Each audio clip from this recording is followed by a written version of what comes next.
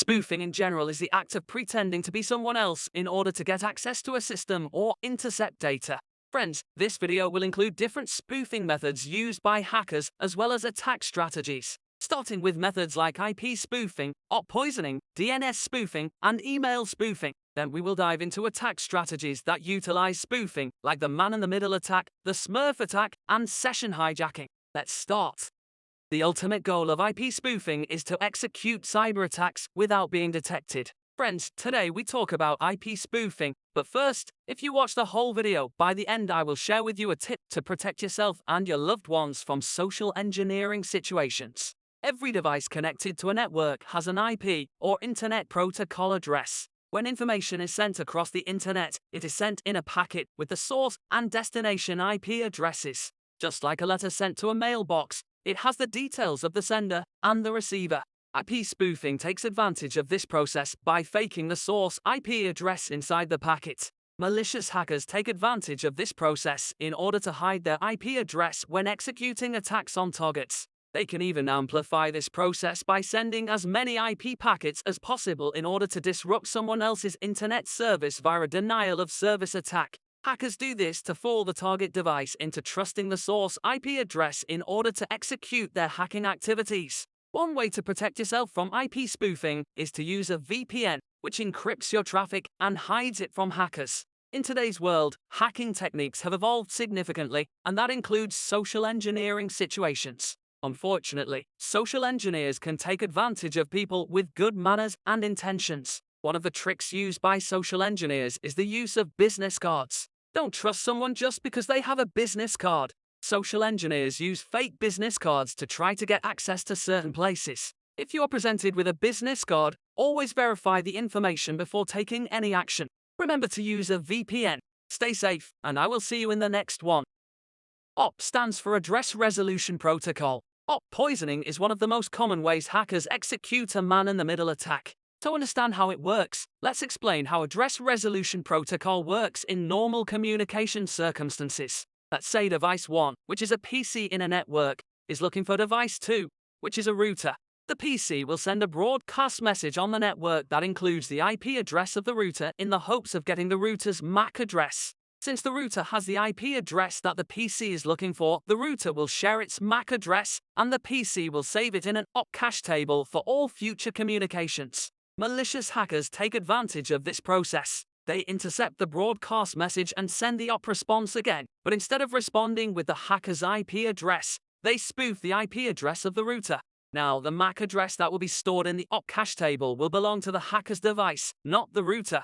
In order for the hacker to add their MAC address to the op cache table, they needed to spoof the IP address of the router. This creates a man-in-the-middle attack scenario. Once inside, the hacker can snoop around the whole network and see all the data traffic before sending it to the router.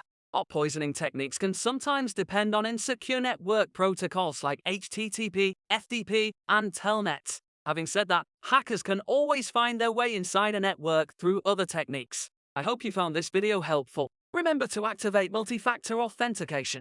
Stay safe, and I will see you in the next one.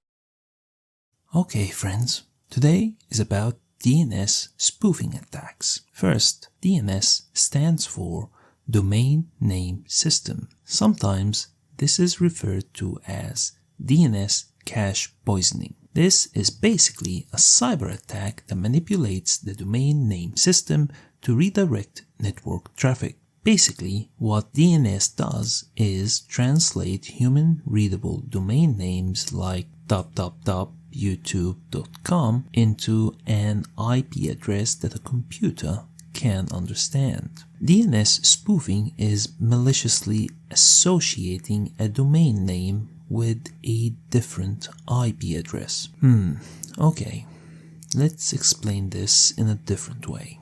Imagine the internet is a huge city, and each website you visit is like a house in that city. Usually, to find the house that you are after, you would use a map. DNS is the map for the internet. When you type youtube.com, your browser asks the internet for the DNS, the map, for the address, like the house number of where that website lives online. Now, This is where spoofing comes in. So imagine if someone gave your browser the wrong address on purpose. Instead of going to the right house, you end up going to a different one. This is basically what happens in a DNS spoofing attack. Someone with malicious intent gives your browser the wrong DNS information to direct you to a fake website. They do this because they may be trying to trick you into giving away your password or personal information. Thank you for watching the video all the way to the end. I hope you found it useful. Stay safe, and I'll see you in the next one. Email spoofing can come in many forms, and in this video, we will uncover the most common tactics used by cyber criminals.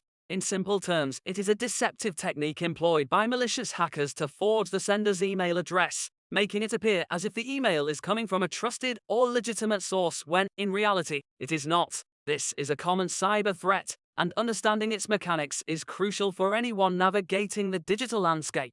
Any email sent to a destination has headers. These headers contain information about the sender, like the return path, message ID, and authentication details, along with other fields. For authentication, there are two main mechanisms used to verify the legitimacy of emails.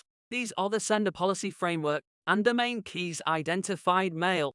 Nowadays, sophisticated email spoofing techniques can sometimes bypass these measures. One of the primary uses of email spoofing is in phishing attacks, where cyber criminals try to mimic trusted sources to trick recipients into divulging information. Email spoofing enables hackers to impersonate high-profile figures within an organization, such as executives or chief executive officers. This tactic is known as business email compromise. The goal is to gain unauthorized access to confidential information. Email spoofing often goes hand in hand with social engineering.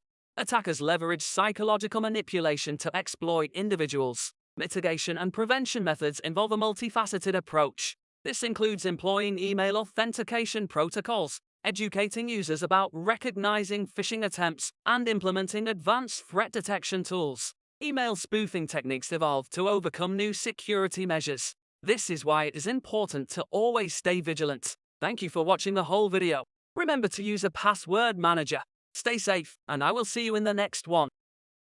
Man-in-the-middle hackers are like digital chameleons, blending into your online activity unnoticed. By the end of this video, you will be armed with knowledge to safeguard your digital communication, and you will also know what tools hackers use in Kali Linux to execute such attacks. The goal behind this attack is to gain access to the target's online activity and manipulate sensitive data. This attack works by first installing a packet sniffer on the target's network to intercept insecure traffic. Such action allows the attacker to control the network traffic flow. Several techniques can be used to achieve this goal, like ARP and DNS spoofing. ARP spoofing works when the attacker sends false ARP messages to link their MAC addresses with the IP address of a legitimate device on the network, causing traffic to be redirected through the attacker's system. The attacker can use spoofing tools such as ARP spoof or DriftNet in Kali Linux to send out false ARP responses. Once achieved, the hacker implements a DNS spoofing strategy. This involves manipulating the DNS resolution process and redirecting users to malicious websites by providing false IP addresses. In Kali, a hacker can use multiple tools like Perp Suite or DNS spoof to direct the target to their desired address. This way, the attacker can intercept and modify the data exchanged during communication. The best way to mitigate man-in-the-middle attacks is to use a VPN because it will encrypt your online activity. Thank you for watching the whole video. Remember to use a password manager. Stay safe, and I'll see you in the next one. Unlike the happy Smurf characters we all know about, the Smurf attack is a serious cybersecurity threat employed by hackers for malicious purposes. This type of attack happens at the network layer of the OSI model. By the end of this video, you will understand the meaning behind the name of this attack. Smurf attacks caused quite a commotion in the 1990s, when the internet was still in its early stages. For this attack to be successful, The hacker needs to spoof the IP address of its victim. IP spoofing means that hackers send IP packets from a false source address that doesn't belong to them in order to deceive recipients about the origin of the packet. Malicious hackers always try to hide their origins, and spoofing is the technique they use. Technically, this means that the attacker manipulates the source address field in the IP packet header to make it appear as if the packet is coming from a trusted source, when, in reality, it's from a different and often malicious source. Think of this network infrastructure.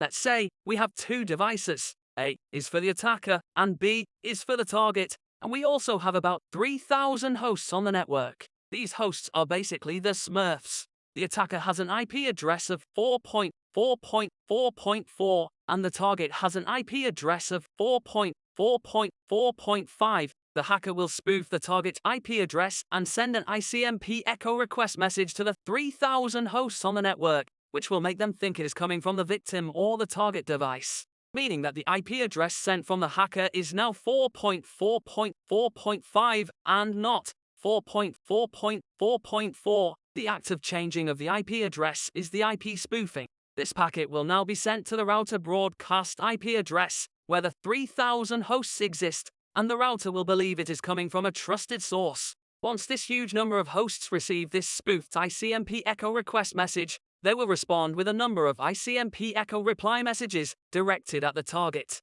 Remember, the target never sent this packet in the first place. Once the target receives this huge number of IP packets, the memory of the target, aka the buffer, will be overflown and overworked. This results in a buffer overflow, which will make the system of the target unavailable, causing a denial of service attack. This is one of too many attacks that can cause a denial of service that aims to consume the resources of the target. Think of it this way: someone with a malicious intent is using your number as theirs without telling you. Then this imposter sends a large group of people an invitation to a party you never arranged. The invitation here is the spoofed ICMP echo request message. Suddenly, all these people show up at your doorstep when you are not prepared, thinking that the message came from you, which in return overwhelms you and your resources. Although this is an old type of attack and can be mitigated with basic strategies, you should always consider updating your systems. This is why LCM or lifecycle management projects at any organization are important. LCM projects aim to keep the hardware equipment as well as the software applications always updated in order to keep up with any type of security threats.